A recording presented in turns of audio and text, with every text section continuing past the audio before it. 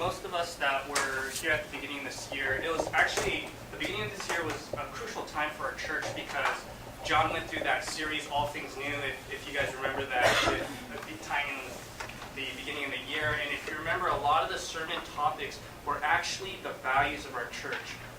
A lot of churches, they have values. They have 8 or 10 values. We value community, we value Bible study, we value growth, all these things. But what John did with All Things New is he kind of introduced us to 5 aspects. It became his sermon topics, but these were what he called the measures of success for not only the church, but for individual believers. Because in this world, the success is defined in many different ways by kind of what John was sharing, how big your house is, how many cars you have, or how big you can get, or how small you can get. There's a lot of values or success, measurement of success, but to a Christian and what we value, these are the 5 topics that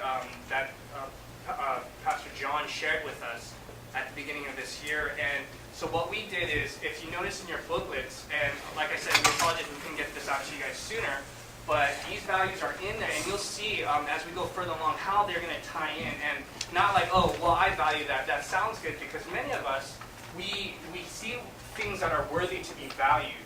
We see growth, or as the first one, embracing intimacy with God. Well, a lot of us can sit with that and say, well, I value that. That sounds good. But it's one thing to value something, or to value something like this, or to have this as a value, but it's another thing to actually embody it, or to live it, and to carry that out in your life, where not only do you value it, but it's shown through your life, it's shown in your character, it's shown in your actions, and your demeanor and everything. So what we did, if you notice, is we start off with the mission, vision, and values of Pacific Point. And what a lot of us, we know the mission, which is love God, love people, very simple, and John talks about the simplicity of the gospel. That's our mission at Pacific Point, is love God, love people. And there's a component to the idea of love people, which is love people, serve others, not only ourselves. And then, of course, the vision is pretty much our scope. It's every man, woman, and child within our sphere of influence, which particularly for us here at Pacific Point Church, that's Irvine and the greater Orange County. So those things, like I said, a lot of you guys have heard this, and the values even, as we'll briefly get into. I won't read them verbatim. I'll allow you guys to go over that and just really think those through.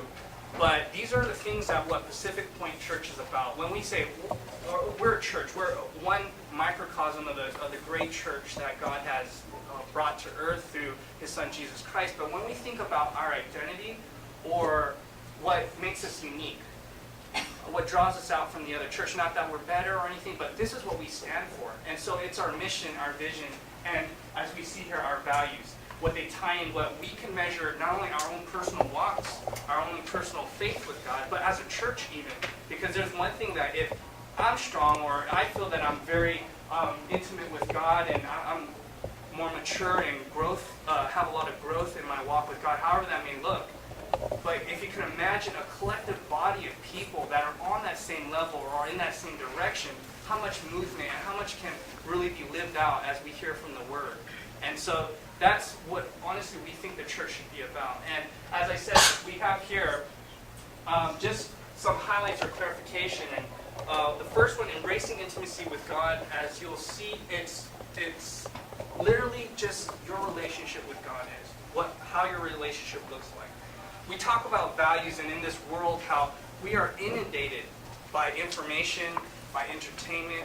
There are so many things that will captivate us, that will lead us to make certain decisions, to train us in the way that we think. And an example that I could think of was when I was in high school, there's this movie called Fight Club. And what's funny is the premise behind it is there's a bunch of guys that just are not satisfied with life, and so their answer to that was literally to start fight clubs and to beat each other up, to feel some sense of life. And the philosophy behind that actually is really this postmodern Nietzsche type thing, where you make your own meaning, you take ownership of your life.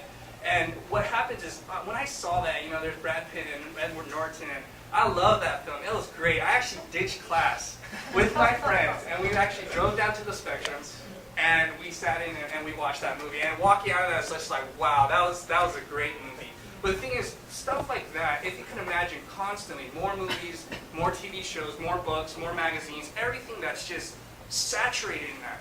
And if you have nothing to counterbalance that, you will get sucked into the world system.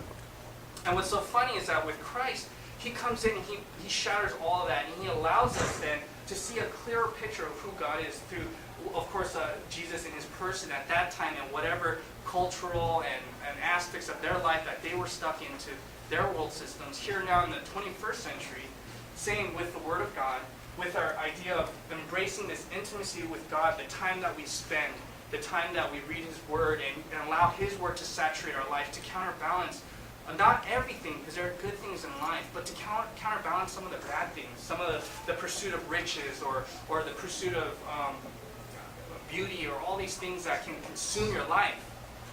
And so the idea is learning to spend that time with God, walking with him in his Word and in prayer. And it's a very basic concept, but a lot of us, it's been jaded or even become legalistic. And so the idea is to learn how and to train ourselves to live in relationship with a God that we can't breathe, or we can't touch, see, taste.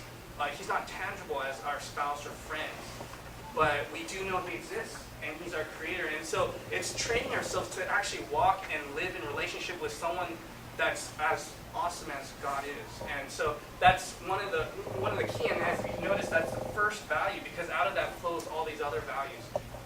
Living to tell your personal stories. We hear it, it's our mantra, it's our motto, it's our stories, because one thing is God works in our life. If we just hide that, it may benefit us, but it doesn't benefit other people. And as a lot of us can look at our own personal life, our own hurt and brokenness, and see how God redeems that, and then see how God not only redeems it for ourselves and makes us not only feel better for ourselves, but just brings healing that can't be brought in this type of a world. But not only does he bring that healing inside you, but he's able to use you in your brokenness, or what was your brokenness, to minister and heal other people. And that's just amazing. It's a miracle when God heals us, but it's a miracle when God uses us to heal other people. Those are the miracles for our day. I joke about, people say when they go to third world countries or underdeveloped countries and they do missions, and then they come back and they're like, wow, I just saw demons getting cast out and people being physically healed. And they say, why does that happen here in the Western world, or here back in North America, or in the United States? And I believe that happens all the time, and a lot of us can testify to that. But why doesn't it happen on the large scale? Is because we have people, like I said, our country, our culture is inundated by that type of wow and pizzazz. We have Chris Angel and David Blaine. Did I get their names mixed up? They do crazy stuff, and David Copperfield is just they do the remarkable, the magicians. And so if you can imagine God moving in that type of direction, not to say that he doesn't, it just wouldn't have the impact. Same impact as if you hear of someone who comes from a broken experience in life. They were raped by their father. That's just horrible. How can anything good come out of that? But to see how God can redeem that, and even to use that victim of that tragedy to be able to minister and speaking to other people, that's the miracles that we see today. That's why when people come to a church where they see genuine, real relationships, not only with us to God, but us to each other, they're drawn to that, because that's unheard of in our culture. That's unheard of in our world. So that's literally living to tell our personal grace stories. Another one is engaging our spiritual gifts. As you remember, for those that were able to come in, and we did kind of that spiritual gift assessments, but spiritual gifts are important because literally that's what God has given each and every one of us to operate. And I'm very bad at certain things like evangelism or even building relationships. I have such a disadvantage to that. But then I have other gifts, and the thing is if only one person has a particular gift, but they're not working in tandem in a church, in a body, there's a lot of needs that won't get filled. And so it's really important to not just say, oh, well, that's spiritual gifts, blah, la-di-da, but it's actual tangible things that you can contribute to, that not only as people they minister to us or to you, but it's then us ministering to other people through our spiritual gifts. And so that's another big value, because when we see spiritual gifts operating within a church body, needs are being met, lives are being transformed, the gospel is being preached, and all the other things. So again, that's a value that measures our success in our life and in our church.